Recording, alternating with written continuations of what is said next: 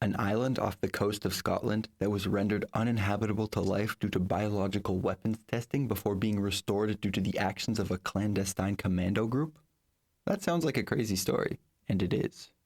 That island is Gruinard Island. During the Second World War, the British developed a novel plan to attack the German home front, airdropping infected flaxseed cakes into the German countryside, which would be eaten by cows and then pass the disease on to people. Infect them with what?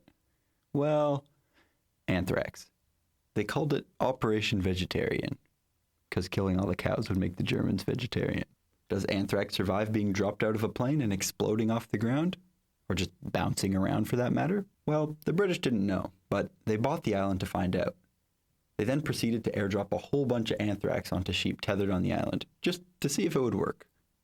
As any non-psycho would expect, it killed all the sheep. For extra effectiveness, they were also using a super infective strain of the bacteria called Volum 14578. These tests weren't even with flaxseed cakes. They were just releasing giant clouds of anthrax towards the sheep. This also killed some animals on the mainland. Again, unsurprisingly. Anyway, the British government deemed it a success and began producing upwards of 5 million of those flaxseed cakes. They then proceeded to do a normal invasion of Germany instead of engaging in this utter tomfoolery.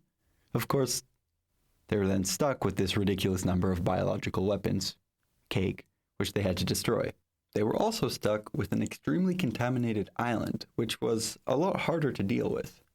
The government ended up just quarantining it, not letting anyone go near it.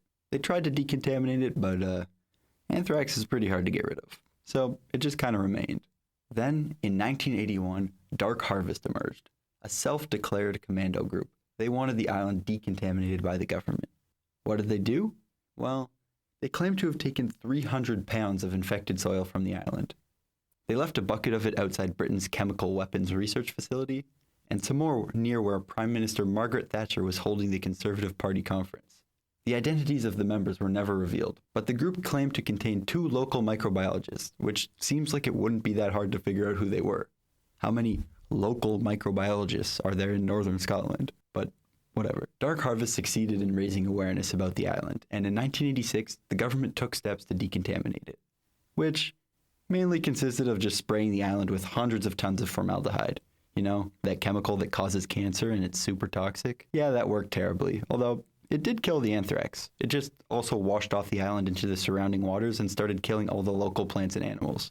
Rip seaweed.